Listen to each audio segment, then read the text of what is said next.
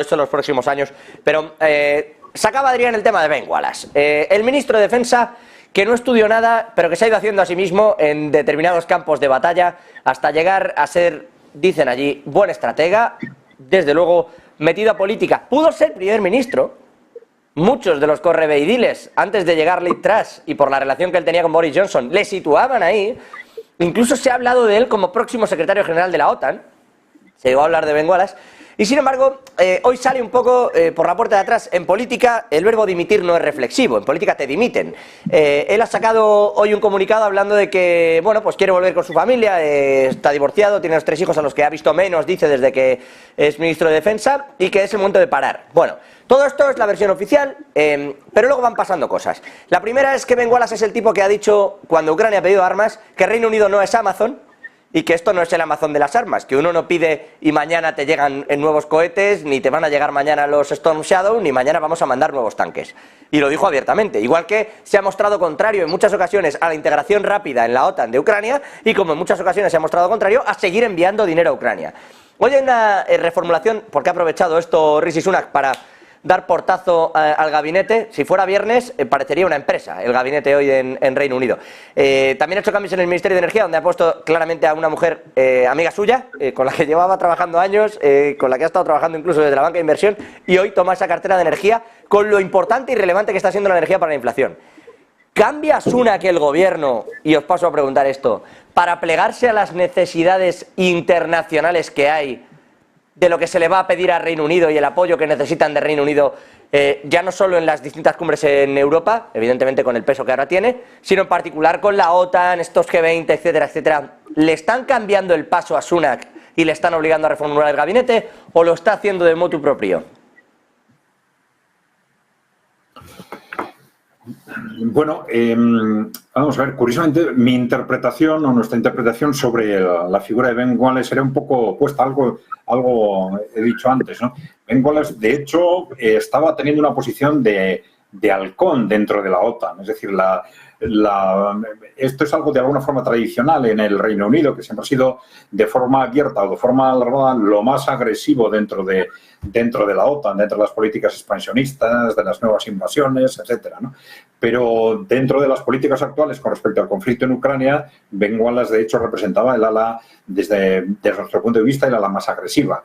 Y sí creo que este cambio tiene una relación precisamente con lo que está sucediendo en Ucrania, precisamente por lo que habéis comentado con respecto a Toledo, ¿no? Porque se está pensando en la necesidad de un nuevo contexto, y quizás en ese nuevo contexto les interesa tener una voz con otra imagen, que sea capaz de hacer frente a un proceso de negociación al que Ben Wallace seguramente no está capacitado por esa posición de halcón, ¿no? Yo creo que las declaraciones que ha habido precisamente hoy sobre este tema, tanto en China como en Rusia, pues un poco apuntan en esta dirección. Yo apostaría porque realmente, efectivamente, es una decisión política que tiene relación con el conflicto de Ucrania, pero que tiene relación con la necesidad de abrir un contexto, vamos a decir, de negociación, ¿no?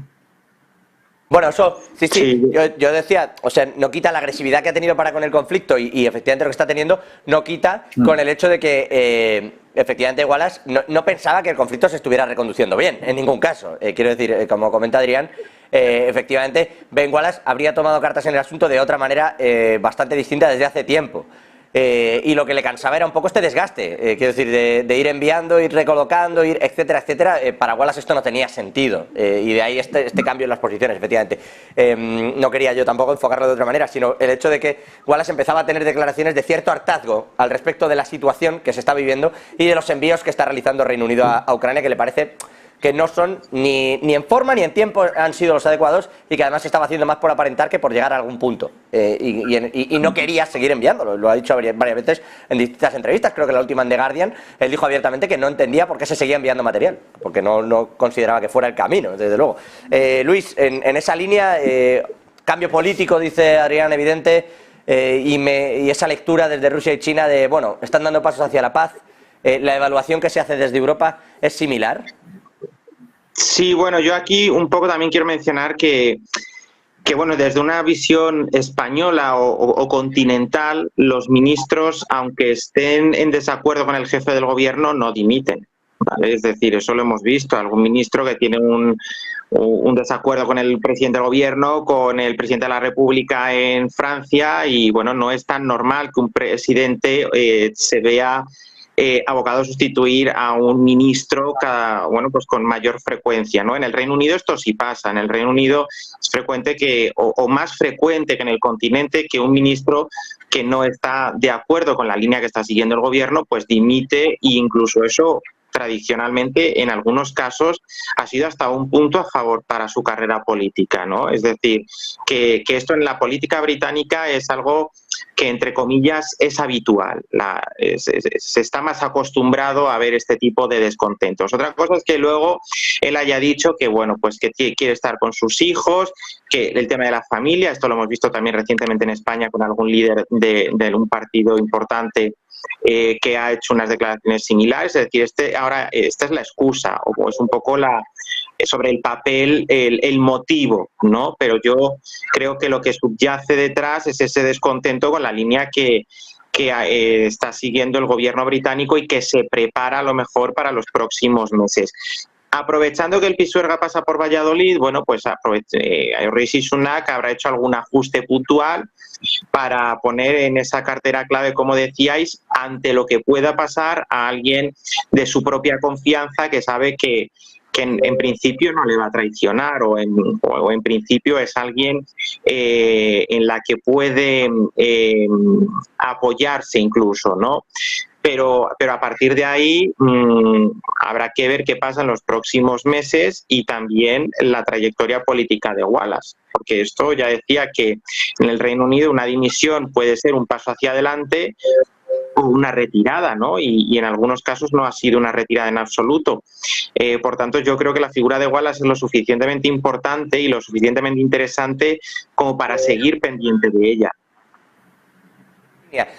Pregunta casi rapidísimo antes de irme a publicidad y cambiaros el tercio a Corea y a Japón, pero ¿veis a Ben Wallace de futuro secretario general de la OTAN? Y dos, el diario Pravda, el ucraniano, el Ukrayinska Pravda, publicaba esta mañana que está pensando Zelensky también en sustituir a su ministro de Defensa. ¿Va en esa línea, Adrián, de lo que comentas, de que se ha decidido dar un giro a todo el tipo de política de defensa y de exteriores para por fin poner las piedras que garanticen la paz? Puede ser. Pero claro, estamos hablando de un contexto, yo diría que de meses, ¿no? Es decir, es posible que no dure más que eso, porque yo veo muy difícil que sea capaz Occidente, la OTAN o este nuevo contexto diplomático que se ha abierto en la Unión Europea también, que sea capaz de poner sobre la mesa una propuesta estratégica que sea aceptable para las dos partes. No me da la sensación que estén todavía en ese contexto. Hay distintas posiciones y entonces es posible que ahora se intente abrir una vía de negociación, que esa vía de negociación no salga y que, al contrario, dentro de unos meses se vuelva a reforzar la línea dura. Y esto abriría, por ejemplo, las opciones o las oportunidades para que personas como Ben Wallace accedan a la Secretaría General de la OTAN, ¿no? En este momento parece que están pensando en que quizás pueda haber una vía de negociación que sea suficientemente aceptable para ellos, pero siempre ha habido dos tendencias en Occidente, una tendencia más agresiva que la otra, y esa tendencia más agresiva me cuesta ver que esté realmente aceptando que pueda haber una solución diplomática. Hay que tener en cuenta que dentro de ese contexto, que no es solo Ucrania, que es ese mundo multipolar, hay una tendencia muy fuerte en Occidente, en esa élite corporativa occidental, en pensar que esto no es una solución para ellos. Es decir, porque no están perdiendo, con un diseño de ese tipo no pierden solo el control del mundo. Este sería solo el primer paso, porque si una vez que pierdan el control del mundo, el segundo paso va a ser que van a perder también el control de Occidente, de esa Europa y Estados Unidos que han venido controlando hasta hace poco. Y eso ya supone poner en riesgo sus fortunas, su carrera, incluso en algún caso su vida o su libertad, ¿no? Tienen esa sensación, vamos a decir, de agonía histórica, y en esa situación buscar una solución que sea aceptable para las dos partes, una solución diplomática, es muy complicado. Pero ya digo que ese es uno de los dos sectores. Me da la sensación de que en este momento hay un sector que está cogiendo peso, que está intentando vamos a intentar una vía diplomática a ver si llegamos a un acuerdo entre las dos partes, pero veo muy difícil realmente que ese acuerdo diplomático en los próximos meses vaya a salir adelante. ¿A este respecto? Sí, yo lo decía antes, ¿no? Una dimisión puede ser una retirada o bueno, un avance, ¿no? Aquí, en concreto, al de defensa de Ucrania lo van a dimitir, porque incluso le están empezando a vincular con temas de corrupción. Sí, no, yo mi mente estaba pensando más en Wallace, en lo que la pregunta sobre si le vemos como secretario general de la OTAN. Pues sí, hombre, igual está construyendo su propia candidatura, ¿no? Es lo que yo decía. Hay veces que dimites, bueno, pues a lo mejor el hombre disfruta de su familia, pero esto es como algún compañero mío que es padre, y el otro día me decía, pues qué ganas tenemos de volver al cole, ¿no? Pues igual pasa tiempo con su familia y tiene ganas de volver otra vez al trabajo y acaba siendo un buen candidato, aunque sí que es verdad que a la hora de elegir el secretario general se tienen muchos factores en cuenta, no solo la trayectoria personal, sino también la proveniencia geográfica, bueno, algunas cosas más, ¿no? Pero bueno, yo ya lo decía, yo no le perdería la pista a este señor y creo que es una figura interesante como para que los próximos meses estemos un poco pendientes de ella. Y sobre el ministro ucraniano, pues bueno, pues yo sí que interpreto que puede ser la preparación del terreno o al menos el lanzamiento de un globosonda, ¿no? Porque al final, más allá del ministro de Defensa, sí que es verdad que le van a cesar por otras cuestiones, ¿no? Pero habrá que ver quién es el sucesor, la trayectoria que tenga o que haya tenido hasta ahora el sucesor, la moldeabilidad que tenga respecto a Zelensky. Es decir, habrá que analizar un poco la personalidad de quien vaya a suceder a este señor que digamos, le quedan horas o días en el cargo, ¿no? Pero a partir de ahí no hay que olvidar que no es el ministro de Defensa de Ucrania el que luego tiene que vender un posible acuerdo que implique una serie de cuestiones como a lo mejor cesiones territoriales o de cualquier otra índole. Va a ser el propio Zelensky y Zelensky tendrá que ir dando ciertos pasos si quiere llegar a un acuerdo. Sí que es verdad que yo la palabra acuerdo la veo muy alejada de lo que es la realidad. En algún otro programa utilizamos otra que a mí me gusta más, que es la de armisticio, ¿no? La de poner el conflicto en pause, darnos tiempo todos y a partir de ahí ir viendo posibles escenarios sin que haya ataques armados, ¿no?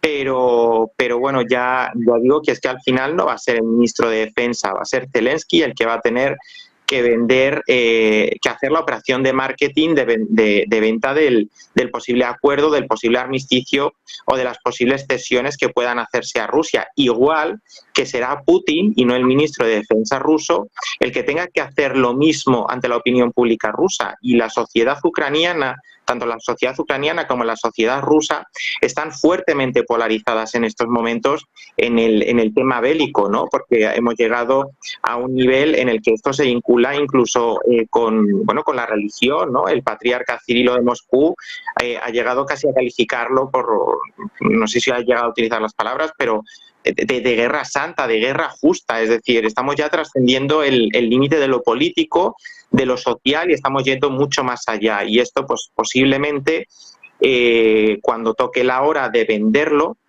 va a generar más de un quebradero de cabeza para bastantes personas y bastantes años hasta que esto pueda ser asimilado, digerido por parte de la población, tanto en Ucrania como en Rusia. Cerrando este bloque, está diciendo ahora el ministro exterior Sergei Lavrov